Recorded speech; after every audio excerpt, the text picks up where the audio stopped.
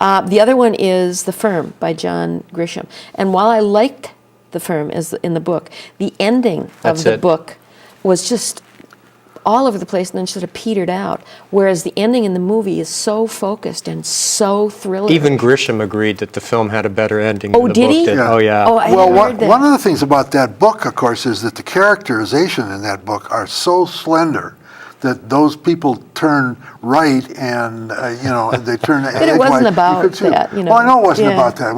It certainly wasn't about that. But in the movies, there had to be characters because they were there on the screen. And so in that Goes a sense, long way I thought the towards- movie yeah. was better. Yeah. My other offering, because I also had The Firm down, is The Thin Man. And The Thin Man is Dashiell Hammett. It's a classic Dashiell Hammett, Yeah. and I had looked so forward to the read because I came to the movie first. Yeah. I grew up on the Thin Man series, and And I it's loved such Nick a- and Nora. Yeah. I loved William Powell and Myrna Loy, and when I read the book, All that drinking. All It's that drinking. just thin. It is, and the it's- characters are just not nearly as entertaining and interesting as the movie personas came Yeah. Well, across. that was I know. interesting. A lot of light, a lot of heat. Yep. Not a whole lot of depth there, but that's okay. That's the way Sometimes it that happens. Sometimes. We're going to take a short break, and we'll be right back with our guest, Libby Fisher-Hellman, mystery author from Chicago.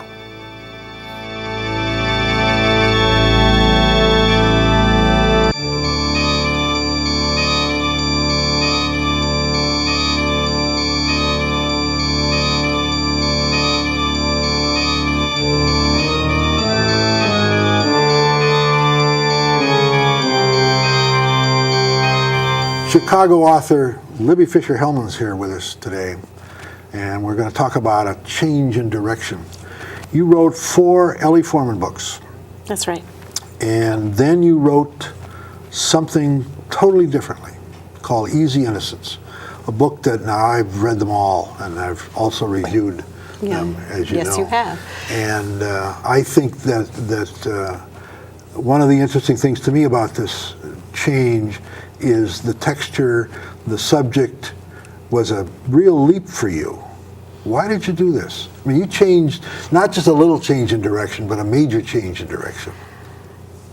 It was a couple of reasons. Ellie was an amateur sleuth, and it's hard to keep finding a credible reason for an amateur, for a video producer, to get involved in a murder investigation. And I would bend over backwards to try to find authentic, credible ways that my readers would accept.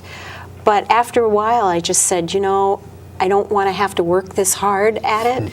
And I had introduced Georgia Davis, who's the protagonist of my new book, Easy Innocence, in one of the Ellie books. She was a cop.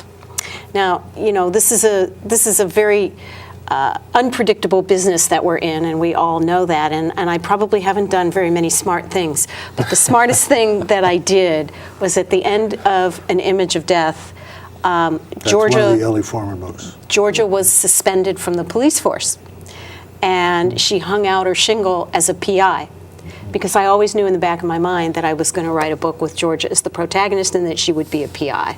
Okay. And I just had to wait for the right story to come, and that story was Easy Innocence. But go ahead. Would you be willing to talk to us about the kernel of truth at the heart of Easy Innocence? And it's more than a kernel of truth. There's a lot of truth at the heart of Easy Innocence. Books come to us in all sorts of different ways. Sometimes we have a vision, sometimes we have a first line, sometimes we have a character that just we need to write about. This book came to me out of fear. My daughter was just about to start high school. I was in the middle of a fairly contentious divorce, and I was scared about raising my daughter. I remembered what I'd done in high school, and I knew that high school was very different, and I was nervous about it. At the same time, there was an incident that I'm sure a lot of your viewers will remember. At a high school in the Chicago suburbs, Glenbrook High School, there was a hazing, and it made the national news because somebody brought a videotape, and it showed a bunch of girls doing pretty despicable things to another bunch of girls. And no one was killed, but 6 or 7 girls did end up in the ER as a result of this hazing. And lawsuits went flying afterwards. The parents sued the school, they sued each other, they sued the police.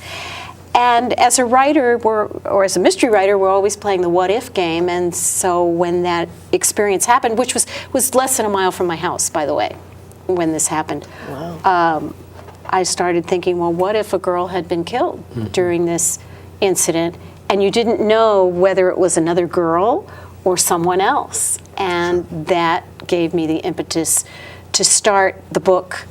But as you peel back the layers of Easy Innocence, you find out what this girl was really doing, which became the focus of a good part of the book. And I don't know if you want to go into that or not. I don't think we should give anything away.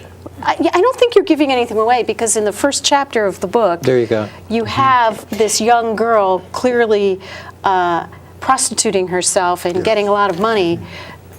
And the way the book moves, it moves into something else that's very topical. Right. It's a phenomenon called suburban prostitution. Right. And the book deals, Easy Innocence gets into this. This is a case where high school girls prostitute themselves, not because they're drug addicts or because they're runaways or they're from abusive homes. They're doing it simply for the money. And what are they going to buy with this money? They're going to buy the things that are going to get them accepted by their peers. They're going to buy iPods. They're going to buy designer clothes, designer bags, in some cases other things, because they want to be part of the in crowd, and the in crowd has these badges of acceptance, which are part of our consumer society, or were up until quite recently, badges of acceptance for young teenage girls. Have they studied that? I mean, has anybody studied this suburban prostitution? They're just starting to. Up until now, it's been pretty anecdotal. I mean, there have been reports. Oprah did a show about it. Yes. Newsweek did an article about it a few years ago.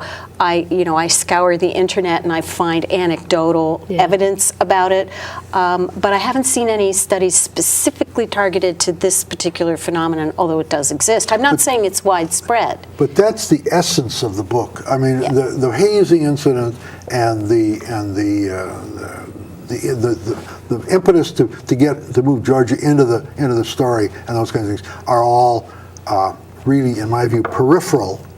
They function as action verbs. They move the story ahead. But the real essence of this story is these girls and this suburban prostitution, which for you, writing what I have to say is a fairly safe, very traditional in many ways mystery. With good Ellie. mystery with Ellie. The one. This was a major. Yeah, change. it was And darker, it was grittier, it explored issues in a different way. I'm really glad I did it. Don't ask me to do it again, because I'm not sure that I could, but I really enjoyed doing it. Yeah. You don't want to stay there. Oh, I am staying there. Okay. But I'm tackling a very different, the sequel, which is just about done, goes into an entirely different direction. But equally dark? Yes. Yeah. So you're not unhappy with the fact that you did this? Oh, no, not at all. Not at all. I'm pretty amazed that I was able to touch a lot of people. I mean, a lot of moms come up to me and say, I know exactly what you were writing about. It scares me to death. Yeah.